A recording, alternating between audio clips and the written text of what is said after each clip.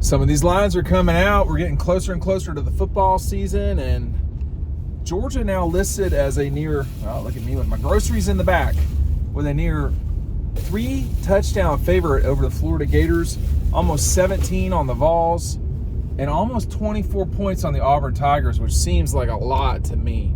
Our buddy Purple Brave over at Dawg Post on the message board there, degenerate just like the rest of you who are saying where you're going to put your money, perhaps, this fall. I did want to talk about some of these. The numbers are creeping up slightly for each game. The only one that's kind of hovering the same is Alabama. So the Ole Miss game has gotten close to a touchdown now. The Texas game has gone from 1 to 2. Obviously, it's June, about to be July, so we'll just see how this goes over time. It is just hard for some of us who are creatures of the 90s and of the 80s, but particularly creatures of the 90s, to see Florida be a 20-plus point underdog to Georgia is like watching Ohio State being a 20-point underdog to Michigan or vice versa. I mean, it just doesn't make sense. And but I have to say, I would take Georgia in that scenario. I mean, I think the Auburn game gives me pause, because it's over 20. You know, when you start having to defend over 20 points at home in a league game, that's asking a lot. But let's just see. And you know, I would almost take Auburn in that game right now, because there's a lot of different reasons. Part of what I just said a second ago. But in addition to that, that's the week after Georgia, Alabama. And, you know, that's going to be a come-down game either way. I'll tell you this about Georgia-Auburn. If Georgia covers the line, whatever it may be, against Auburn the week after they played Alabama, if Georgia's undefeated, they've gone into Alabama and won, they've beaten Clemson, they've beaten Kentucky on the road, beaten Bama on the road, and they go on and knock out Auburn by 20-plus points covering the line, then you need to watch out, because then that will be all you need to know about how good, you know, this team is, or the program will be, or the team, this particular team, not the program. The program is going to be good no matter what. But I think that's what I'd pay attention to. So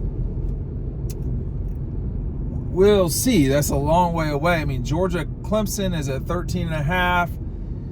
I think that's a little low for me. I would think it'd be closer to 16, 14.5. I think that number could climb. There's going to be nothing about that game that is going to push the line down. It's only going to go up, and there are like tipping points at some point. Once somebody gets 14, you know, that's a lot. Once you go over the touchdown threshold, there's like a psychological barrier there, I feel like. And obviously, you know, naturally you can win games by 7. It's harder to win them by 7.5. You know, it's not necessarily harder to win them by 6.5 versus 6. So that's what I mean by the psychological barrier. I know it hits me quite a bit.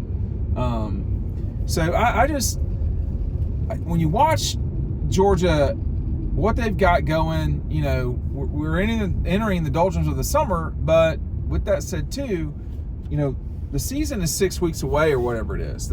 We got media days in like 3 weeks. I have to fly to Dallas. I'm going to rant about that real quick because this is ridiculous.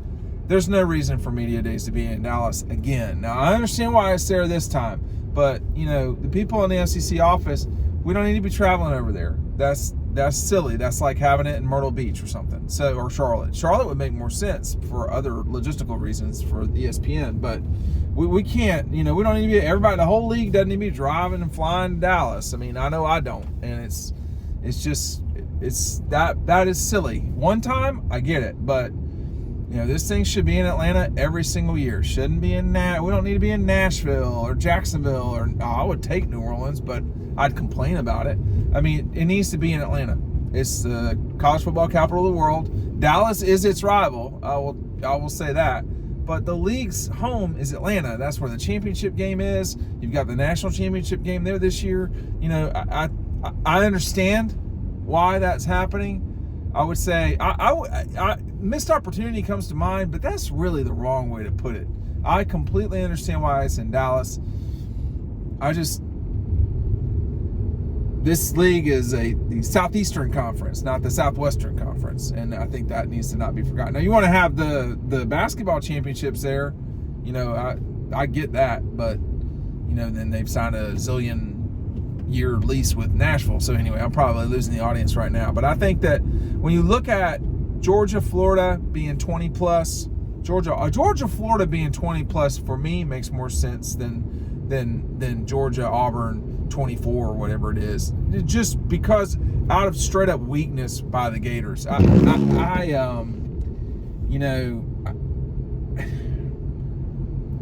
20 plus coming off an emotional game at Alabama, whether they win or they don't, that's going to be a lot for Georgia to come down from. You got a week later with State; those lines are not out, but I am very curious. Kentucky will probably be 17 or 18. That's a road game. It's actually a lot harder playing there than people understand. There are different levels of stadiums that you're playing at, and Sanford is a difficult place to play. It is not the most difficult place to play, and I would say that's pretty obvious. But the problem with playing at Georgia or Alabama is the people on the field. That's the problem. So that's why you don't see them losing at home very often. But we're going to really see what it's like at Texas. That's a wine and cheese crowd, a little bit like the Georgia crowd, North Carolina crowd. There's expectations of the way teams should play, their teams should play. So Georgia being favored, even though you're going at Texas, I think that's saying something about, the sports wagering community's expectation, if you want to call it that, of Georgia. We had a significant thunderstorm, midday summer thunderstorm in Athens, and all of the water is gone. But my windshield is, how humid it can get. It's only like that here in the fall, slightly in the August and September games, but Georgia's loading up as a really big favorite, and that's going to be something that they'll have to defend that, I guess you could call it. It's something that they'll have to figure out how to attack as the favorite. Now, it's not new for Georgia. They've been doing this for a while. By the way, speaking of Athens, make sure you're going to Red Zone downtown when you are downtown in Athens, shopping, eating, whatever. You're going to Euro Wrap, you're going to the Honey Store, you're going to eat at the Place, or wherever you go, make sure you're dropping by Red Zone. Why? It's the best place to shop.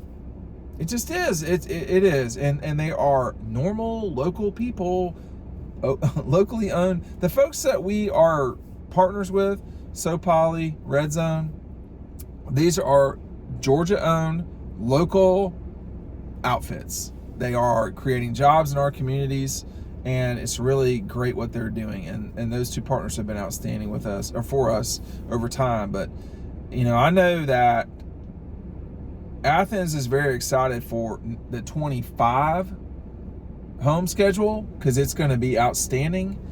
But every home season can be an exciting one. This one's got Auburn and Tennessee at home. You also get Tech and State. And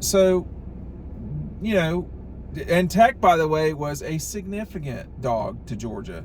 So we'll just see let me pull up here a little bit more. We'll just see how this continues to roll on.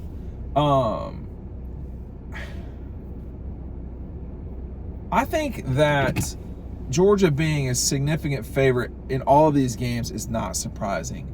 I think what will be curious is, are they going to go 7-5 against the spread, or are they going to go, 8-4, 6-6? How they can go 6-6 and be a unbelievably good national championship team that is the first team to ever go 17-0, 18-0, whatever it is. Y'all remember back in the day when the whole lie in the 90s and the 2000s was that they were student athletes and we didn't want them playing a bunch of games. Now all of a sudden we're playing an NFL level number of games. So, what lies are being told now that in college football and collegiate sports, that people are going to have to own up to later. My guess is that NIL is going to ruin the game is a lie. But we'll see. And, when the Gators come out, when Georgia runs out in silver britches, when, Clemson runs down the hill, when they call the Hogs at Arkansas, that's all people are really looking for. All the other stuff is sort of, to me, a little bit of outrage porn. And, that's everybody's prerogative, but people just want to see their team play. And in this case, the Dogs are going to be massive favorites in a lot of these games. Tight with Alabama and Texas. Those are road games, understandably. But every other game that's not Ole Miss, Georgia's going to be a double-digit favorite or perhaps a 3-touchdown favorite. And that's saying a lot. Thanks for watching.